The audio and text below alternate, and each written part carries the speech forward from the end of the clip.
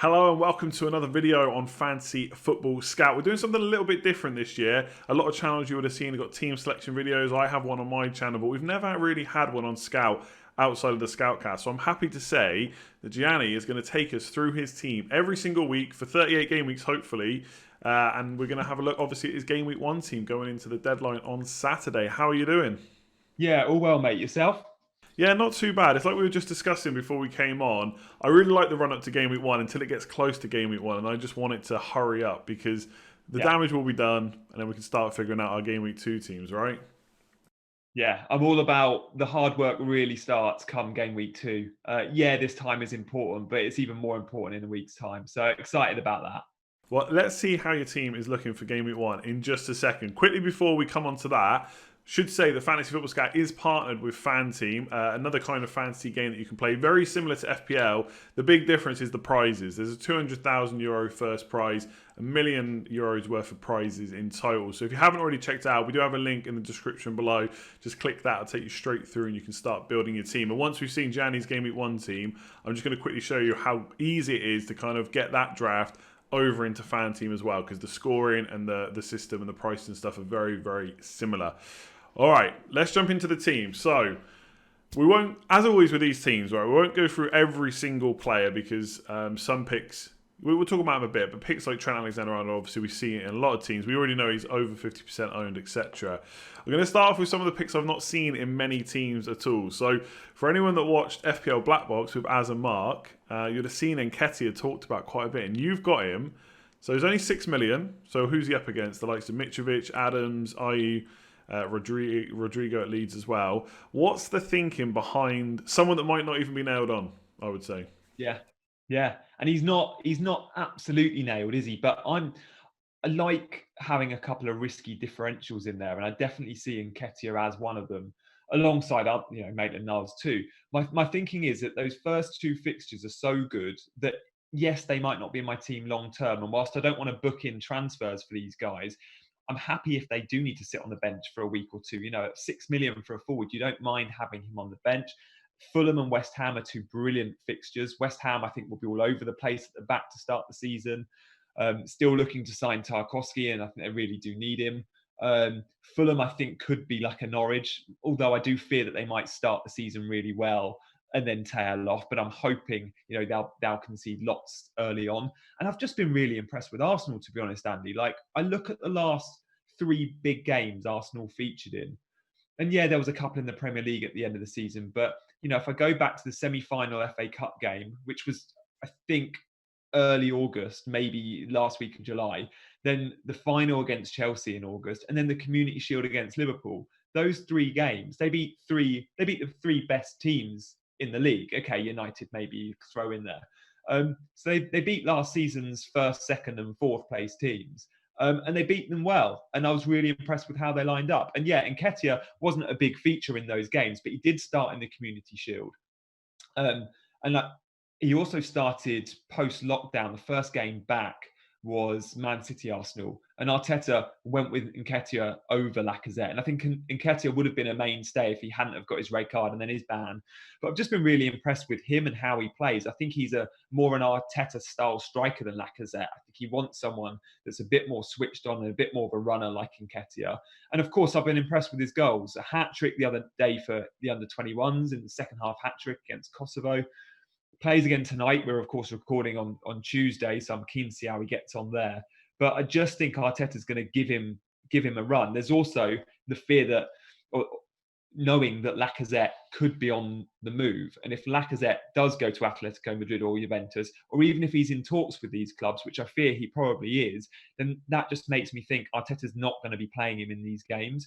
And Arsenal look like they might need the money to buy that midfield enforcer they want, and Lacazette could be seen as a make weight. So listening to a bit of transfer speculation, yes, but also the fact that I know Arteta likes this guy and I do fancy him to start. Will he stay in my team long term? Maybe not. If he scores, maybe he will, but I don't plan it. But I am looking at those first 2 fixtures just going, I can see him scoring in both those.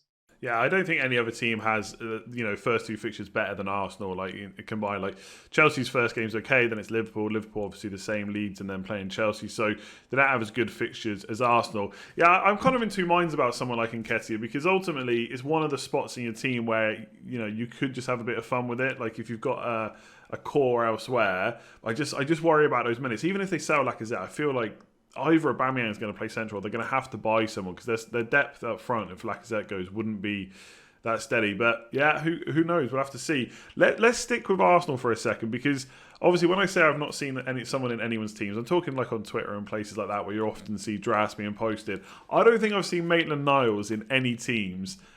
So what's the thinking there? Because as a right back, obviously they've got Bellerin still. There was rumours of him maybe going to PSG, but I don't know if that's happening now. So do you think he's going to get enough minutes in Arsenal as well?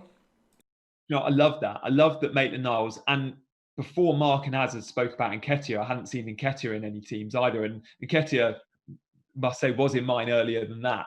So I picked out these guys just thinking, I love a differential, a low price differential, so it's not hugely risky. But Maitland-Niles, I've done quite a lot of research into the Arsenal defence. And whilst, yes, there is a slight concern that he could be left out, I look at those big three games that I mentioned, the FA Cup games against City and Chelsea, the Community Shield against Liverpool. Maitland-Niles played 90 in all of them. He was man of the match in, I think, the Liverpool game. And I think he was Arsenal's man of the match, not the official one, in the FA Cup final. So I look at that and just think he's been brilliant in the big games. Arteta has said publicly he wants him to stay. They turned down a 15 million bid from Wolves. Again, I look at that and just go, he's got the confidence he needs now from Arteta. He's been called up to the England team. I also look at the way I think Arsenal will set up. I think long term, Arteta will want to play a back four. But I think he'll start the season with the back five that has served him so well in those games I mentioned. And that is David Luiz playing in the centre-back role in the middle of the three. And David Luiz can look world-class in a three and looks terrible in a two. So if you're playing David Luiz, it's got to be in a three. But the left centre-back, I think, is going to be Tierney. And that leaves the left wing-back slot free for Maitland-Niles. Now, I think long-term, Gabriel and Saliba will come into those centre-back slots. And Gabriel is a left-sided centre-back. And then Tierney will be the left back. But for the start of the season, I think he'll go with the tried and tested. Maitland-Niles, I think his position is safe. And there's also talk of Bellerin leaving, a bit like the Lacazette rumours. If Bellerin leaves, PSG have just sold their right back, Meunier, heavily linked again. I like the fact that Maitland-Niles could be seen as the right wing back. And of course, he plays in midfield if needed too. So I think he's fairly safe for those opening first couple of game weeks. And with those fixtures and at that price point, he's too good not to look at. Yeah, okay, fair enough. Yeah, I'm still not convinced about Arsenal defensively, but I will say they do have the fixtures. If anyone's going to get clean sheets, then the first kind of 3 or 4 are pretty decent. And to be honest, I really like it when someone's thought out a player that much, and I really hope it does pay off. I don't know. What I really wanted to see is him moving to Wolves. That would have been the ideal, becoming the Wolves right wing back, but doesn't look like that's necessarily going to happen. Let's talk about Greenwood, because I think in the first draft video you did, you also had Greenwood on the bench. So that hasn't changed. I still think people are kind of 50-50 on this, whether to start with someone. Have you kind of rethought that at all, or is having a Man United player key, do you think, from the start, if you can, play one of your bench players instead? Yeah, they just score too many goals to ignore. And I know there's going to be bandwagons we all want to jump on. And whilst I've booked in a couple of transfers, like Aubameyang out for KDB in game week 3, and probably one of my other Arsenal players out, I don't want to book in too many. And therefore, I know I'm going to need to be reactive. We're all going to need to be reactive. And therefore, having a United player on my bench ready to come in, I think it's just a smart move. Yes, I've not done that with City because tough fixture in game week 2 against Wolves, and I've got the KDB transfer lined up. But I'm very happy with having a bit of money there in Greenwood and Taylor, both not playing game week 1, knowing that they'll come in because, United just scored too many goals, as I said. Also, they've not bought Sancho. And if they do buy Sancho, or they do buy a right winger or a winger, then of course I'll be a bit concerned about Greenwood's minutes. But of course he'll get them. But I want a regular starter if I'm spending 7.5. And at the moment, I think he will be a regular starter. And his shot conversion is, of course, so good. If he gets chances and gets more chances than he's had previously, I think his goals will be really high next year. Plus, you've got an easy spot to James Rodriguez now. He's coming at 7.5, so there's always that option too, maybe, Yeah. after Everton have played Spurs. Let's talk about your £5.5 million midfield slot. Because a lot of people are going with a 5.5 million midfielder. And I don't think that's going to change, actually, before the deadline. I don't think there's too much that's going to change people's thinking. Now, a lot of people are going for St. Maximin, and they have been for a while.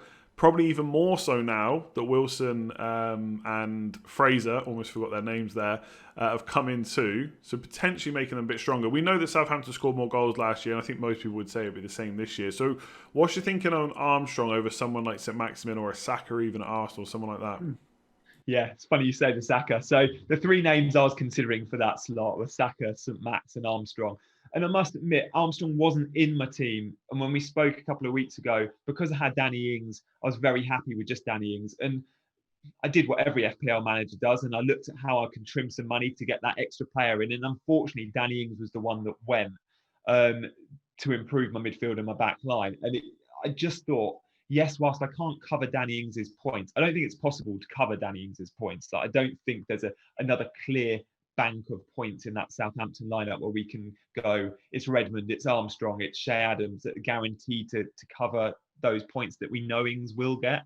But I just think that with Southampton's good run of fixtures and knowing that they were so good post lockdown, I'm going off that form guide, and therefore Armstrong looked really good. My concern with Armstrong, and I guess you could say it's the same concern with both a Saka and a St. Max, is these guys don't often play 90. Maybe St. Max more than Armstrong, but Armstrong rarely plays 90. So that is a slight concern. You know, if I could go up to 6.5 million, and I do have 500,000 in the bank, then I could have a Redmond, for example, who, again, I've not seen in any drafts because I think he's seen as a little bit too expensive. But the Redmond versus Armstrong, if they have the same price, I want Redmond. Why? Well, he plays 90 every week. But I just think Armstrong, I'll see how he gets on. That's one of the slots I could see myself moving away from. And again, there might be players that we don't know that well, you know, from a Leeds or a West Brom that we see at that 5.5 million price bracket, you know, Danganga, for example, and we go, actually, they've settled in really well to the Premier League. We might jump on them. So that's the position, I guess. The 5.5 mid's often a little punty position, isn't it? So I'm giving Armstrong a go. What I want from him is, yeah, playing 70 minutes minimum and, you know, of course, some attacking returns. But am I expecting a huge amount? No. Am I considering St. Maximan more now because of Wilson's signing today? Yeah. And that might be one of the moves I make before the deadline. Yeah, one of the interesting things about St. Maximin, just to touch on him really quickly, is where he's now going to play, because everyone's assuming Fraser's going to come in on the left, which means St. Max is either going to be kind of number 10 position if they keep the 4-2-3-1, or maybe on the right. So it'd be interesting to see how he does, depending on where he plays. So, yeah, it could be an interesting one. I think Wilson is such a big signing for them. Like, they've really missed a goal scorer for so long. So yeah, that'd be interesting. But overall, the team's a 3-5-2, right? You're going to be having 3-5-2. Okay. Yeah. And Dyer for Spurs. Do you think? Because I mean, Spurs defense wasn't very good last year, as I'm sure you've told Toby many times.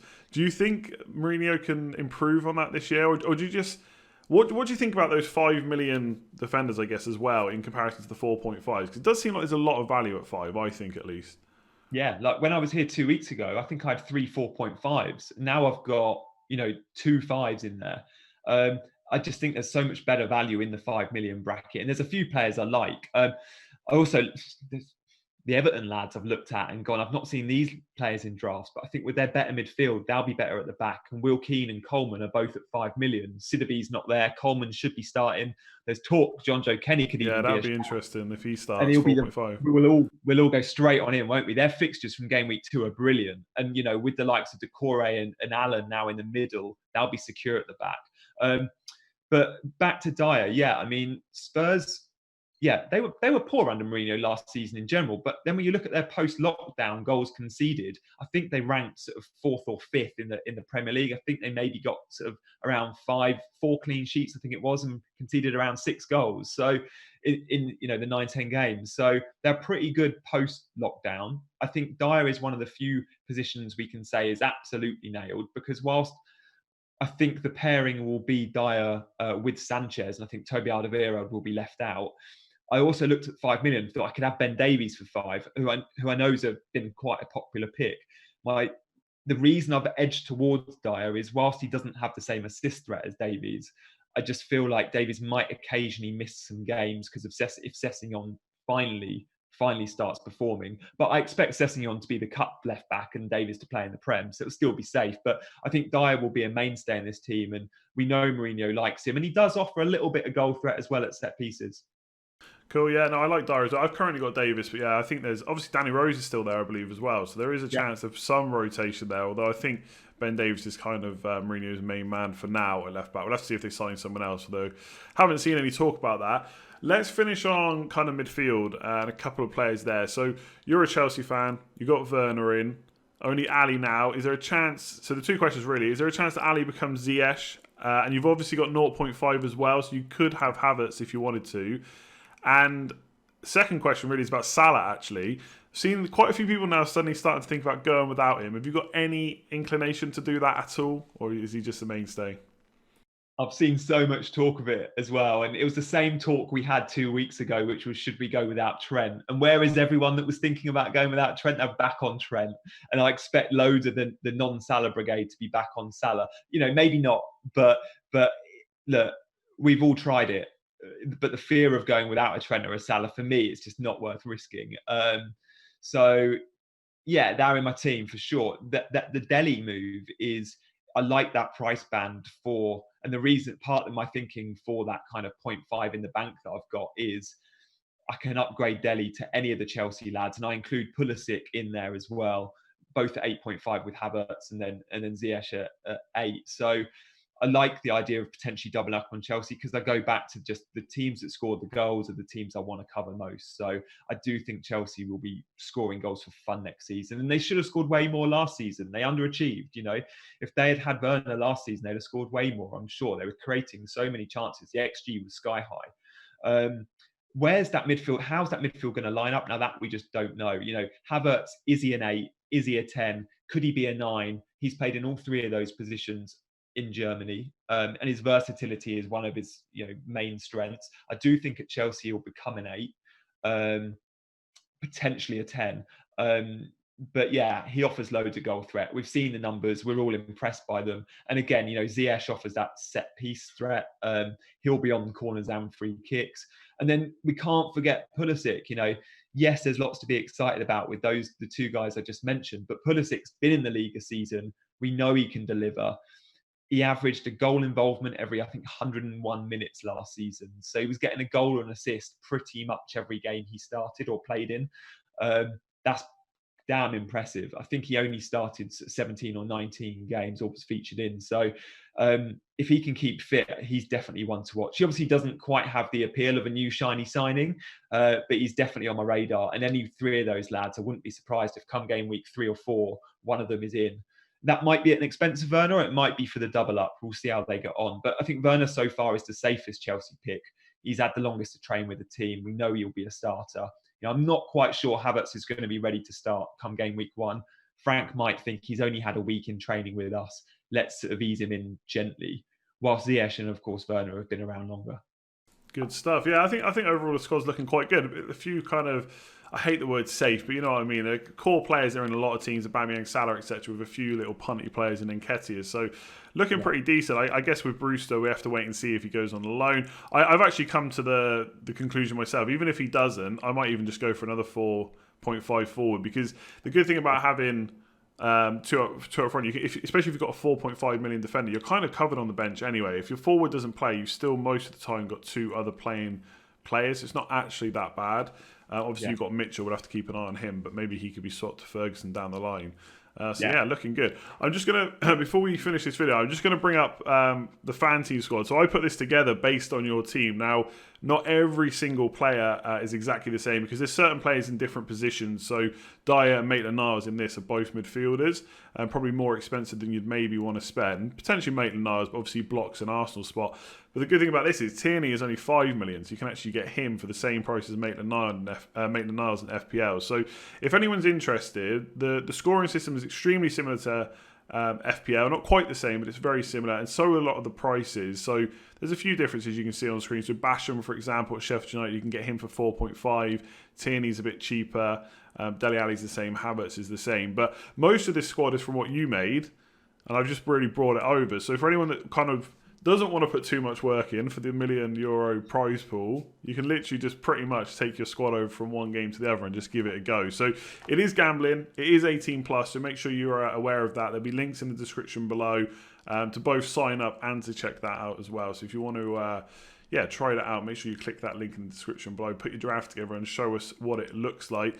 And I'll just end on a members push as well. So if you want to sign up to be a Fantasy Football Scout member, you can click the link in the description below that for that as well. Loads of articles throughout the season. All the tools and stuff that we use for all the stats and stuff is in there. Rate my team, season tickers, comparison tools, all that stuff.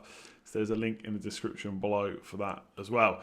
Otherwise, after all that, I managed to say all that without stopping. Thank you very much, Gianni, for showing us your team, and good luck for Game Week 1. You're able to join us every week, right? Yeah, I'm looking forward to it, and I'll be very pleased to show you my team after Game Week 1. And I'm sure most of these guys will be in there. Might be 1 or 2 changes, but yeah, looking forward to the updates each week. Yeah, well, you can go and follow Gianni on Twitter. The link should be in the description below. If not, it's on screen anyway, so you can go and follow him. See if there's any changes before the deadline, and then we'll follow the ups and downs throughout the season. Hopefully, that's what I'm hoping for. There's a few more ups and downs this time. We'll see how it goes. So thanks everyone for watching. If you enjoyed it, make sure to give it a like. It's the first team selection video we've done on this channel. Subscribe if you're new around here as well. We're trying to hit 50k. It can be done very soon if you all hit that button. Otherwise, we'll catch you soon. Cheers all.